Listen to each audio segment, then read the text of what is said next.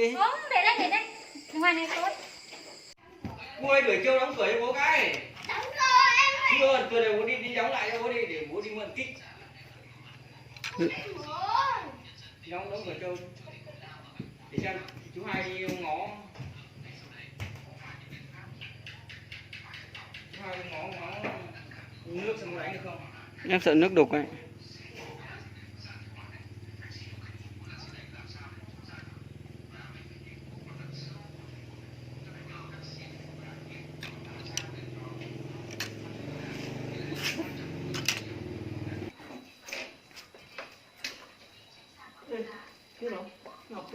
Của bố toàn xe, bố toàn thế rồi.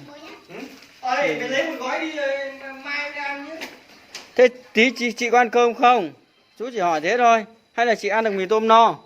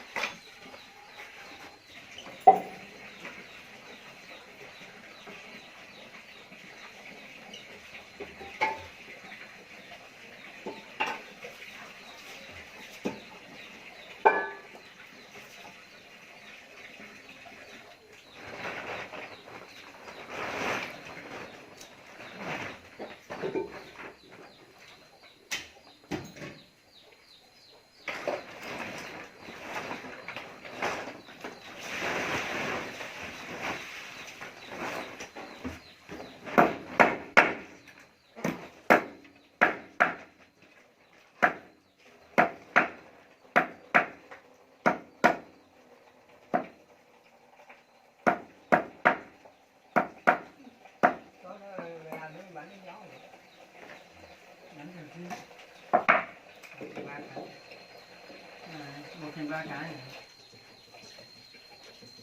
Người ta không là thế, người ta nói mình đi sát, người ta búa làm ba cái gì ở dĩa này. Thế này đứt, mạnh hơn là đứt đôi rồi.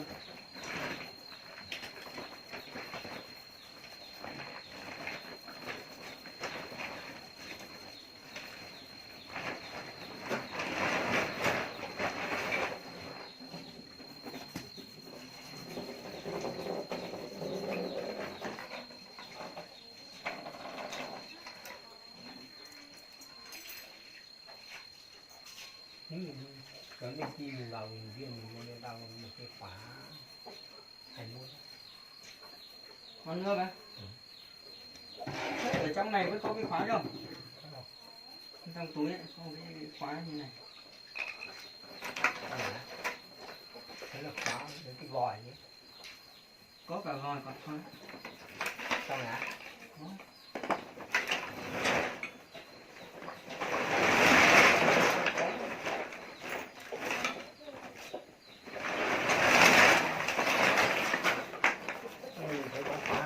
Đây. Cái này bao nhiêu?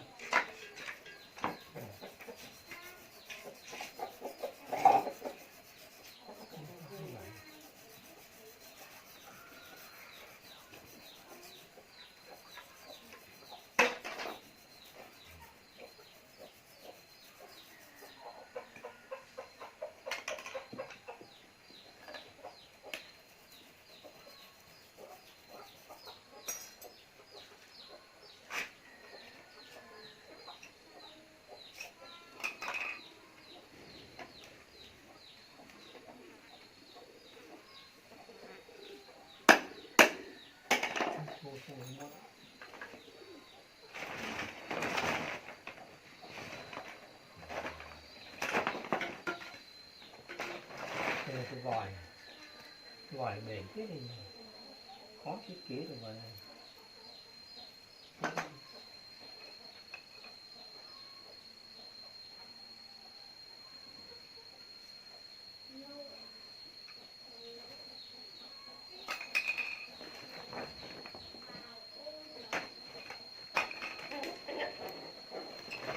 Mất lười hả? Mất lười hả? Nào đi một cái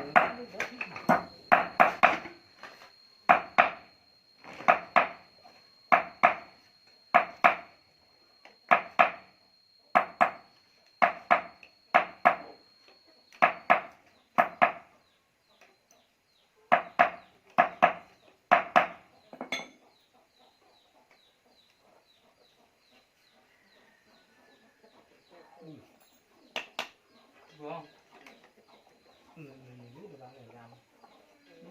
vừa đúc vào là chặt Rồi người ta phải xoay chứ.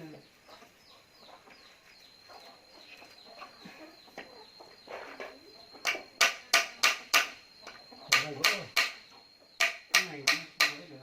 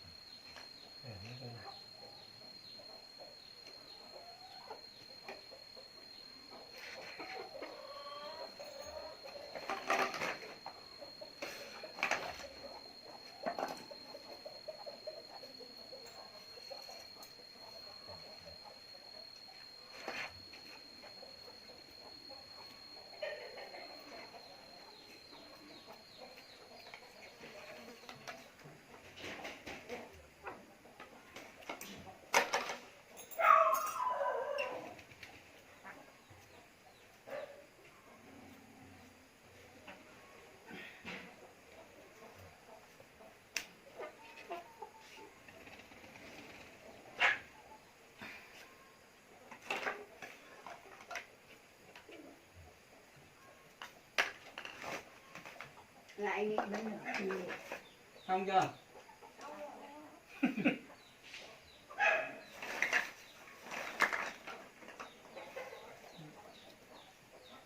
Ôi áo dắt mà không bài nào cứ học bài đấy. Cúi đó rồi. Ngắn. Đi bên nào không? Làm gì? Đi đến tối rồi hai anh em lại. Có đúng không? Ngái bên nữa. Đưa nghe cho bà. Để bà cất để mà nó cả cô. Hay lại bà cu nhặt được.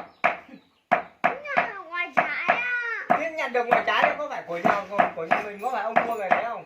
Không. Ai làm mất ra đấy chúng mày cầm cái đấy gì? Hiện bài ở đâu? Còn ít vẫn là tận dụng được bà. Ở đấy làm gì? Con trái rồi.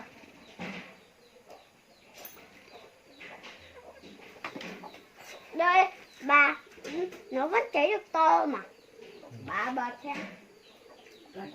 Cất để lúc khác còn nấu cơm còn có bật hôm còn chả có bật gì nữa đấy.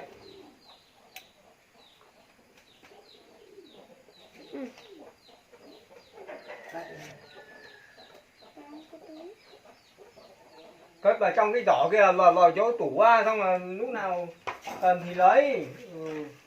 Này. Alo.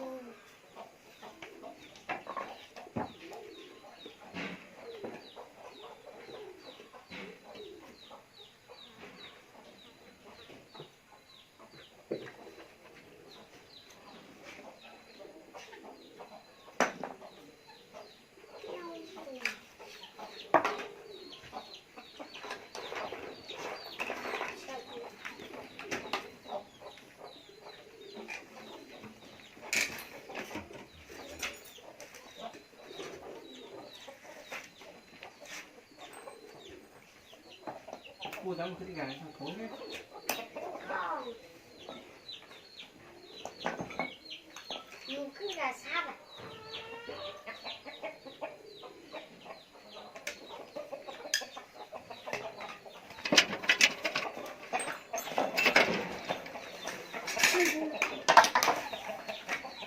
Thôi mày đừng nghịch nhá.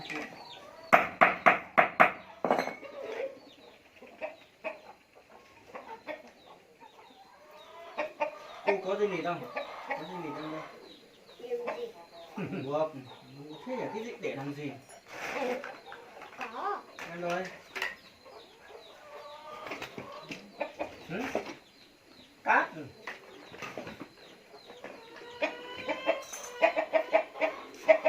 Cát rồi. Chế à?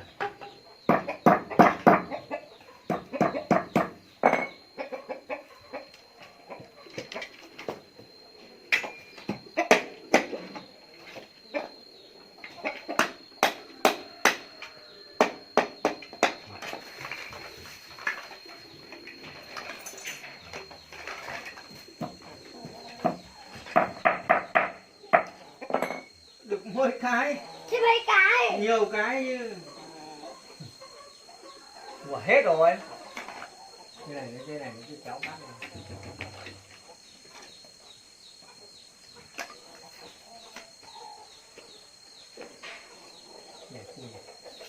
Để ngu đấy.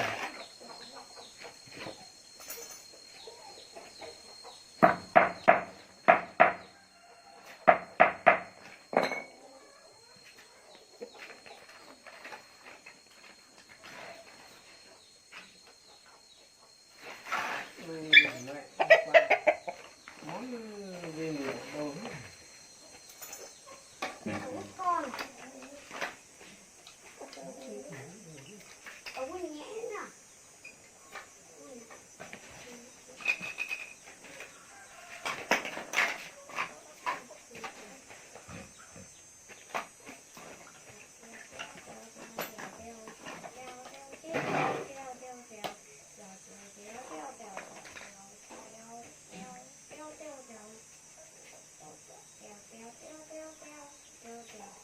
Cua đấy theo như có mỗi trước à? Cắt cái dây này ra mà buông. Tí nó trả lời. Tôi còn mấy cái thôi hết. Có tí thì. Đây em rồi. Đâu? ơi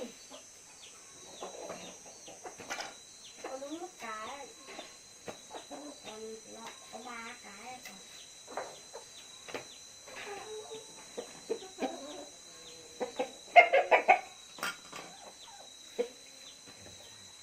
Khóa 21 thì bé rồi này. Qua đấy không vừa. Mình là khóa 21 thì nó còn không con rồi. Nhiều nó 7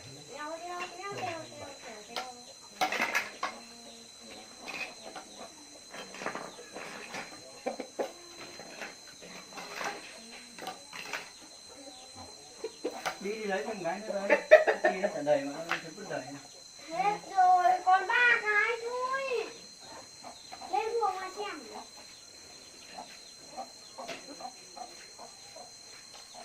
Đâu đi đâu? đi đâu?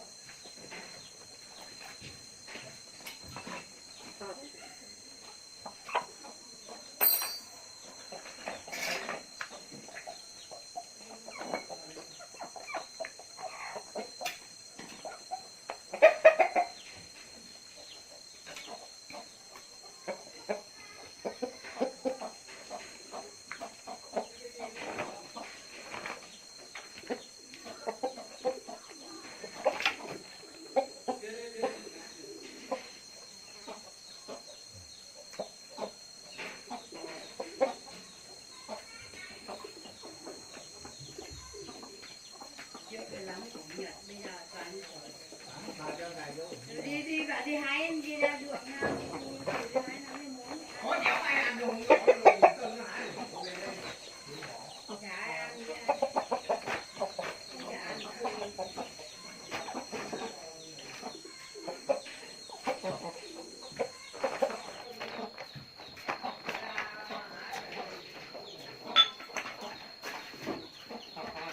chả ăn cùi Đi rồi lấy cái kéo, đi lấy cái kéo này này. Lấy kéo này này. Đi lên.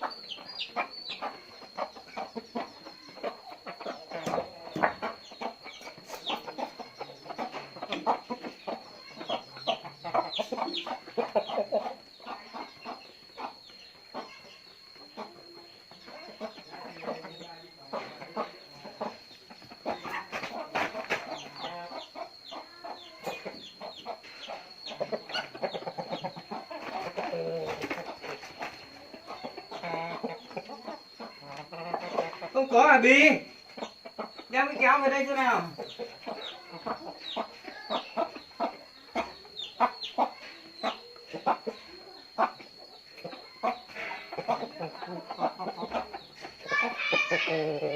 Nhanh lên! Nhanh lên xem nào mà cứ kìa kìa. Đến đây! Nhanh nhanh cái tay lên xem nào. Mày tháo cái này ra cho chú đi. Cái này ai đun vào bếp ở sao mà nó gian này. Mày tháo đấy ra đi xong để lắp cái này này.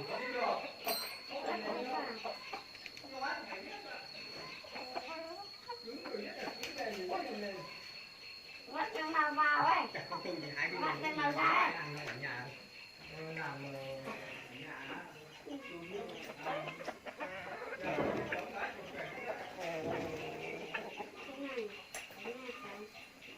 Không biết bạn nào bạn ra bạn nào.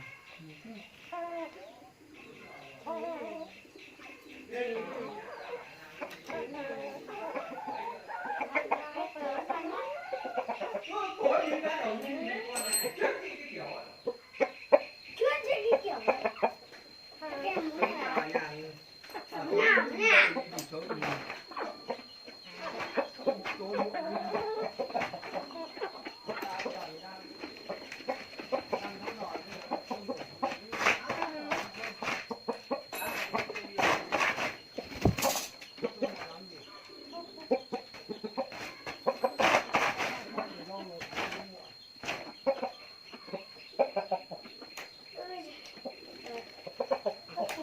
Văn lắm vào.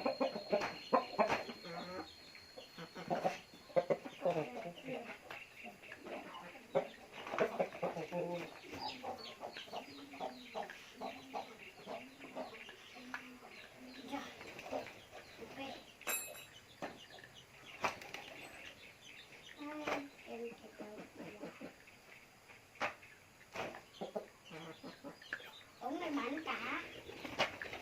Bán xiên cá đâu ạ?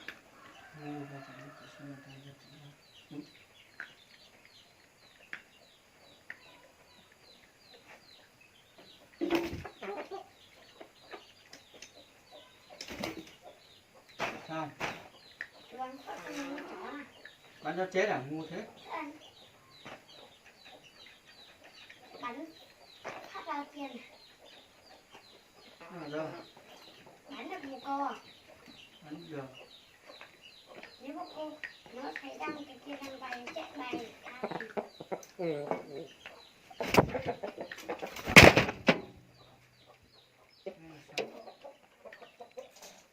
Nhưng mà chưa xong hẳn đâu. rồi làm cái số kia.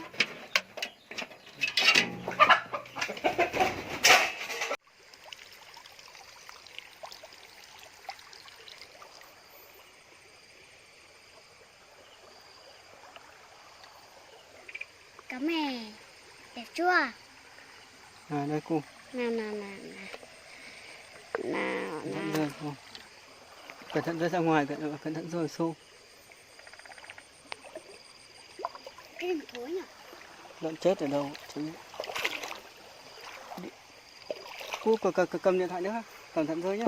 Đấy, Kéo co đi. cẩn thận rơi đấy, rơi hỏng mất được. Không rơi đâu. Ok, đi.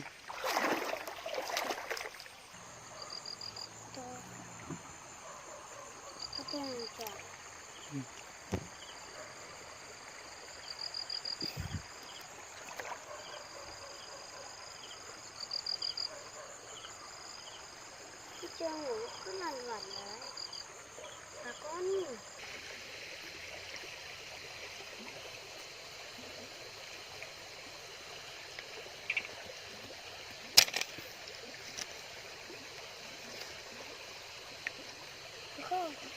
Đi từ cô. Xin chào. Để chú soi điện thoại này. À, nào. Xin. Đấy. Nào cô. Kéo xuống. Rồi. Ơ từ. Xem dây chạy chưa? Ôi, ok chạy rồi. Kéo xuống. Nào, đổ vào đây. Đi lấy cái thớt đấy mẹ. Đi lấy cái thớt về. Tôi lấy đi. Đi lấy cái thớt về đây. Cái con cá này vẫn còn sống. Nhiều này, đây này. Đẹp phết không nhỉ? Ngon phết gì? Ôi cái con cá hồng, con cá bé bé này. Ôi cái con cá chị ăn chỉ đi này. Nó vẫn còn sống ấy. Đổ ra chậu nhá. Không. Đây. Để ra chậu. Thế làm nào là thế nào cũng được. Không để ra chậu thì không cho vào chậu. Đúng rồi. Cho vào chậu khó làm. Tìm cho chú này. Đây nhỉ. Nhưng mà vào điện thoại nhìn ít lắm. Ở ngoài này nhìn nhiều.